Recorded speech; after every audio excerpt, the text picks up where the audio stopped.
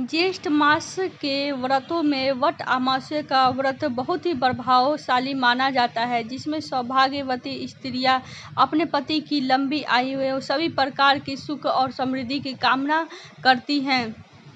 इस दिन स्त्रियां व्रत रखकर वट वृक्ष के पास पहुंचकर धूप दीप नैवेद्य से पूजा करती है तथा रोली और अक्षर चढ़ाकर वट वृक्ष पर कलावा बांधती हैं। साथ ही हाथ जोड़कर वृक्ष की परिक्रमा लेती है, जिससे पति के जीवन में आने वाली अदृश्य बाधाएं दूर होती है तथा सुख समृद्धि के साथ लंबी उम्र प्राप्त होती है।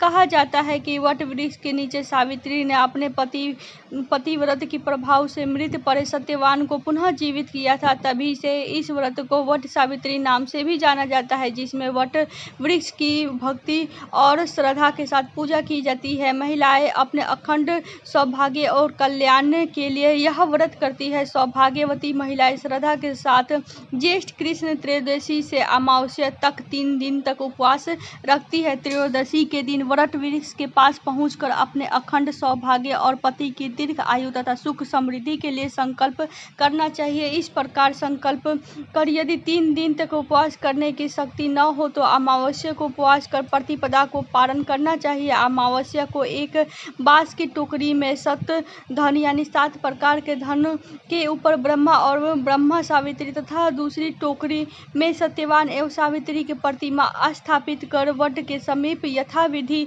पूजन करना चाहिए। साथ ही यम की भी पूजा करना चाहिए। पूजन के अनंतर स्त्रियां वट की पूजा करती है तथा इसके मूल में जड़ से सींचती है। मूल यानी वृक्ष के जड़ को मूल कहा जाता है।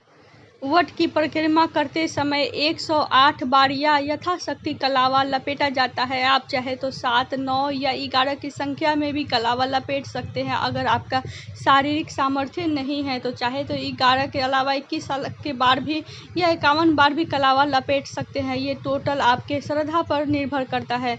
ओम नमो वैवस्ताय इस मंत्र से वट वृक्ष की प्रदक्षिणा करनी चाहिए। अवैध तर सौभाग्य देही तो मम सौवर्त्रे पुत्रान पश्चात सौख्य एवं गृहानादि तमस्तुते इस मंत्र से सावित्री को अर्घ्य देनी चाहिए। इस दिन चने पर रुपया रखकर बायने के रूप में अपनी माँ सास को देकर आशीर्वाद लिया जाता है। सौभाग्य पिटारी और पूजा सामग्री किसी योग साधक को दी जाती है। सिंदूर, दर्पण, मौली, काजल, मेहंदी, चूड़ी, माथे के बिंदी, हिगुल, साड़ी, स्वर्णाभूषण या फिर चांदी का भी आभूषण चाहे तो इत्यादि वस्तु एक बांस की टोकरी में रख कर दी जाती है। यही सौभाग्य पिटारी के नाम से भी जानी जाती है। यानी मार्केट में जो टोकरी आती है जो रंग बिरंगे टाइप की होती है, जो कई बार देखा होगा कि गांव और देहात में छोटी छोटी टोकरियां मिलती है। जिस प्रकार से बड़ी टोकरियां में हम सब्जी रखते हैं उसी प्रकार से छोटी टोकरी मिलती है, उसी को सौभाग्य पिटारी टोकरी भी कहा जाता है।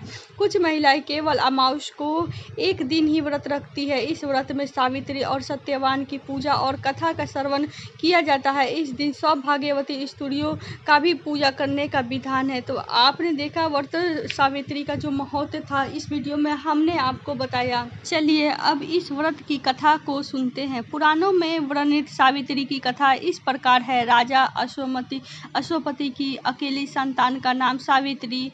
सावित्री ने राजा धूमसेन के बेटे सत्यवान से विवाह किया। विवाह से पहले उन्हें नारद जी ने बताया कि सत्यवान की आयु कम है, तो भी सावित्री अपने फैसले से टिकी नहीं। वह सत्यवान के प्रेम में सभी राजसी वैभव त्याग कर उनके परिवार की सेवा करते हुए वन में रहने लगी। जिस दिन सत्यवान के महाप्रयाण का दिन था, उस दिन वह लकड़ियां काटने जंगल गए। वहां मूर्छित होकर गिर पड़े। उसी समय यमराज सत्यवान के प्राण लेने गए आए। 3 दिन से उपवास में रह रही सावित्री उस घड़ी को जानती थी, अतः बिना परेशान हुए यमराज से सत्यवान के प्राण वापस देने की प्रार्थना करती रही, लेकिन यमराज नहीं माने। तब सावित्री उनके पीछे पीछे ही जाने लगी। कई बार मना करने पर भी वह नहीं मानी, तो सावित्री के साहस और त्याग से यमराज प्रसन्न हुए और कोई 3 वरदान मांगने को कहा। सावित्री ने सत्यवान के दृष्टिहीन माता पिता के नेत्रों की ज्योति मांगी, उनका छीना हुआ राज्य मांगा और अपने लिए 100 पुत्रों का वरदान मांगा। तथास्तु कहने के बाद